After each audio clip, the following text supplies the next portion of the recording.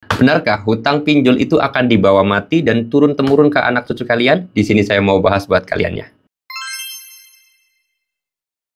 Assalamualaikum warahmatullahi wabarakatuh, teman-teman semuanya. Pada kesempatan video kali ini saya ingin membahas terhadap yang namanya hutang pinjol, katanya mau dibawa mati atau akan dibawa mati dan yang lain sebagainya. Banyak banget yang bilang kalau misalkan bayar hutang terus kemudian nanti hutang itu dibawa mati dan yang lain sebagainya. Oke, di sini saya mau bahas buat teman-teman ya.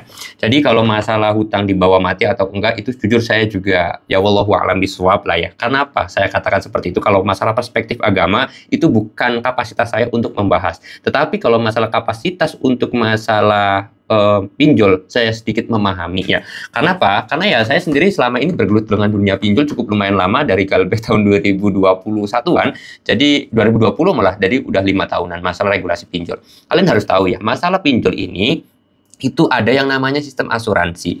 Apa sih fungsinya sistem asuransi itu? Sistem asuransi pinjol atau sistem asuransi pinjaman itu namanya asuransi jiwa kredit. Nah, asuransi jiwa kredit itu fungsinya adalah membayar hutang nasabah ketika nasabah itu meninggal.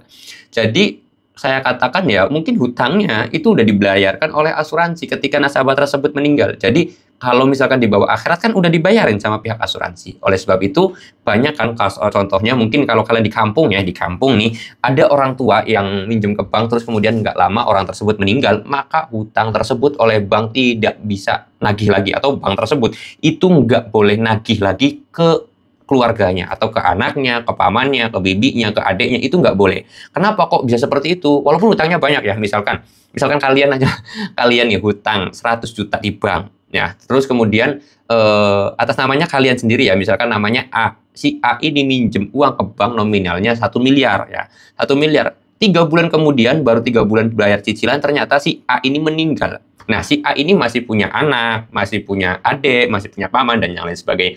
Meninggal dunia si A ini.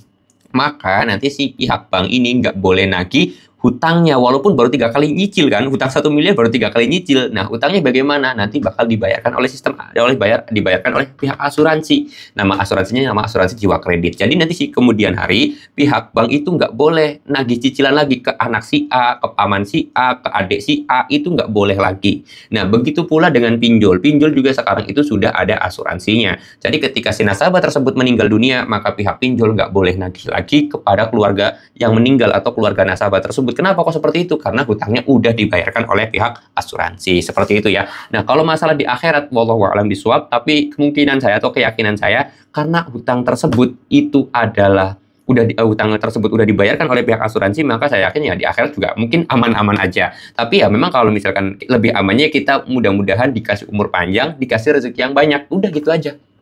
Jangan doa, ya Allah mudah-mudahan pihak asuransi bayarin hutang saya. Jangan, lebih baik doain biar umur kita panjang, terus kemudian banyak rezeki, kita bayar hutang sendiri. Udah, konsepnya seperti itu aja, oke?